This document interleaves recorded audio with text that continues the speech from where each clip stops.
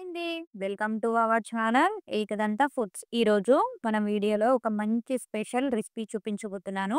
ఈ పొడి అనేది మీకు 1 మంత్ వరకు నిల్వ ఉంటుందండి. మీరు ఎక్కడికైనా లాంగ్ జర్నీకి వెళ్ళినప్పుడు గానీ, అలానే మార్నింగ్ టిఫిన్‌కి తొందరగా రెడీ అయిపోతుంది.